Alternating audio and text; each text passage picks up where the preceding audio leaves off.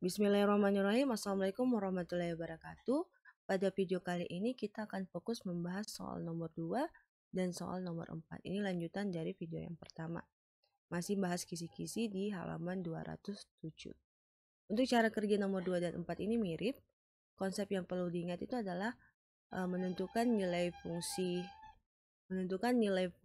dari bentuk segitiga ini. Jadi untuk kalau sudut alfanya berada di sini, maka sisi yang ada di depan ini kita simbolkan sebagai D, sisi yang berada di samping sudut kita simbolkan sebagai S, dan sisi yang miring ini atau yang terpanjang ini kita simbolkan sebagai M. Nah, mungkin kalian sudah pelajari ya bahwa untuk menentukan sin alfa dengan memperhatikan panjang sisi segitiga itu berarti sin alfa itu adalah sisi depan per sisi miring. Untuk cos alfa itu berarti sisi samping per sisi miring.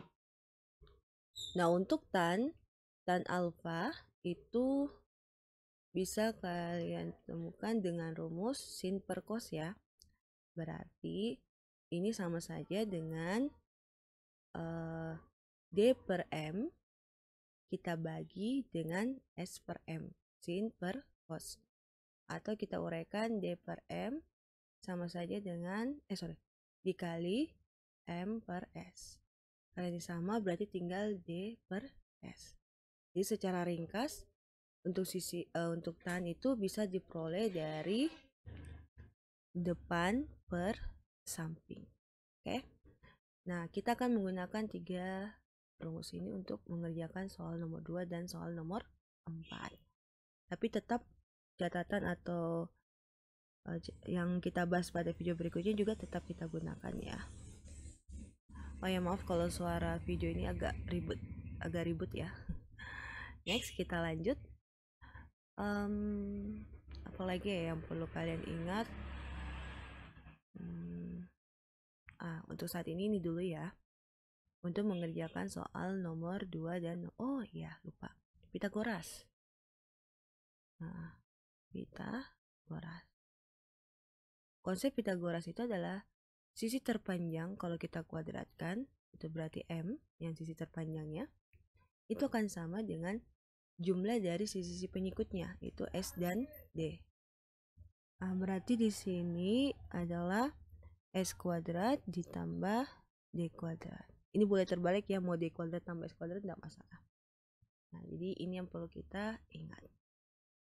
Jadi kalau di soalnya nanti disuruh cari sisi samping atau kalian perlu sisi sampingnya, bisa pakai rumus Pitagoras.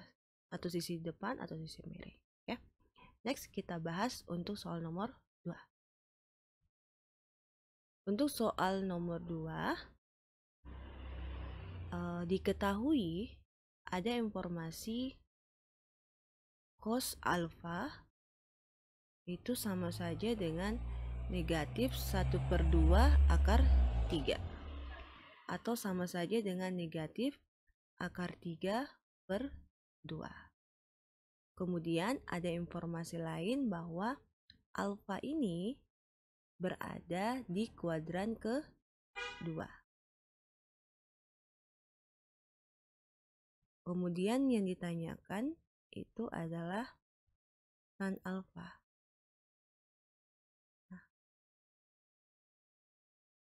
Secara tidak langsung kita sudah tahu tanda dari tan alfa itu positif atau negatif dari informasi kuadran ini. Untuk kuadran kedua yang bernilai positif itu cuma sin. Berarti cos ini akan bernilai negatif, kelihatan ya, diketahuinya sin negatif. Nah, tan juga akan bernilai negatif. Untuk negatif berapa nanti kita cari. Ini masih kita cari. Oke. Nah, sekarang kalau tan masih ingatkah rumus untuk mencari tan dengan informasi nilai-nilai panjang sisi pada segitiga? Nah, di sini kita dapat nih tan itu adalah sisi depan per sisi samping. Sehingga untuk mencari tan alfa ini sama saja dengan negatif sisi depan per sisi samping. Nah, kita akan coba nih menyelesaikan untuk nilai tan alfa. Nah, kita butuh sisi depan. Nah, kita lihat dulu yang diketahui ini kan ada cos. Kalau cos itu berarti ini sama saja dengan sisi samping per sisi miring. Sehingga dari pengetahuan di atas kita diberitahukan informasi bahwa panjang sisi sampingnya itu adalah akar 3. Untuk tandanya ini boleh diabaikan dulu. Kemudian untuk sisi miringnya itu adalah 2. Sehingga dari sini bisa kita peroleh untuk sisi depan. Nah, kan kita butuh sisi depan nih. Untuk sisi depan itu kita bisa pakai konsep Pitagoras. Nah, untuk konsep Pitagorasnya berarti M kuadrat ditambah S kuadrat, M kuadrat sama dengan S kuadrat tambah D kuadrat.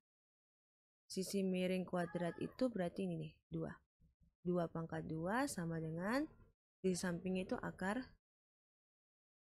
3 kuadrat. Ditambah yang kita mau cari nih. Berarti ini 4 sama dengan akar 3 pangkat 2 itu akar 3 kali akar 3 itu akar 9, akarnya 9 adalah 3. Tambah nih. Karena yang kita mau cari itu panjang sisi depannya ini D kuadrat, maka 3-nya kita pindahkan. Jadi 4 kurang 3 sama dengan D kuadrat. Berarti saya bisa tulis D kuadrat itu sama saja dengan 1. Nah, kalau D kuadrat sama dengan 1, otomatis D itu sama saja dengan 1. Karena akarnya 1 adalah 1. Nah, diperolehlah D. Nah, untuk mencari tan alfa, kita bisa gunakan rumus yang tadi nih. Tan alfa itu sama saja dengan negatif, untuk yang ini ya, untuk kuadran kedua, panjang sisi depan per panjang sisi samping. Panjang sisi depan itu adalah 1, panjang sisi samping itu adalah akar 3. Nah, sampai sini selesai nih. Kita lihat adakah di pilihan min 1 per akar 3. Ternyata dari pilihan ini tidak ada, karena di pilihan ganda ini jawabannya bentuk bilangan rasional, sedangkan ini irasional. Irasional itu berarti ada akar di penyebut. Nah, untuk menyelesaikannya, di sini kita lanjut saja ya. Min 1 akar 3 itu rasional.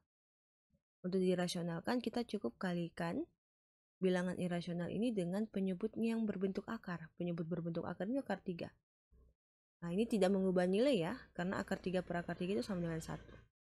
Berarti jawabannya negatif akar 3, 1 kali akar 3 per, ini jadi akar 9, akarnya 9 adalah 3. Atau sama saja dengan negatif 1 per 3 akar 3. Jadi kalau di pilihan ganda tidak ada negatif 1 per akar 3, maka carilah negatif 1 per 3 akar 3. Nah, di pilihan ganda juga tidak ada yang negatif nih, selain min akar 3. Tapi di pilihan B dan D ini jawabannya sama nih. Nah, mungkin saja salah satunya ini harusnya bernilai negatif, misalnya ini. Oke. Nah, berarti jawaban yang benar bisa kita pilih D kalau ada tanda negatif. Tapi kalau ada tanda negatif berarti tidak ada jawaban yang benar. Nah, kita lanjut. Untuk soal nomor 4, tahapannya juga sama kok.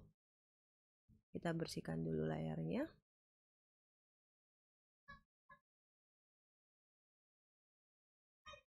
Oke. Untuk soal nomor 4, kita lanjut untuk soal nomor 4. Diketahui itu tan X sama saja dengan 1/3 akar 3. Kemudian untuk ini bisa kita uraikan jadi akar 3 per 3. Dari informasi ini kita tahu bahwa akar 3 itu adalah sisi depan dan 3 ini adalah sisi samping dari rumus yang ini ya. Nah, kemudian diinformasikan juga bahwa X-nya ini berada di antara 180 derajat dan 270 derajat. Artinya apa? X ini berada di kuadran ke-3. Oke. Nah, kemudian yang dicari itu adalah 3 kali cos X. Nah, kita cari cos X dulu ya. Nah, ingat kalau di kuadran ketiga yang positif itu cuma tan. Berarti kalau cos dan sin itu adalah bernilai negatif. Maka negatif, nah ingat rumusnya cos itu yang ini. Panjang sisi samping per panjang sisi miring. Sama dengan negatif, sisi samping sudah ada di informasi tan. Itu adalah 3 per sisi miring. Nah, untuk sisi miringnya kita masih cari tahu nih, sisi miringnya itu berapa. Nah, untuk sisi miringnya itu bisa kita gunakan Pitagoras juga. Nah, jadi M kuadrat sama dengan S kuadrat ditambah D kuadrat. Nah, untuk S dan D kan sudah diketahui nih dari tan.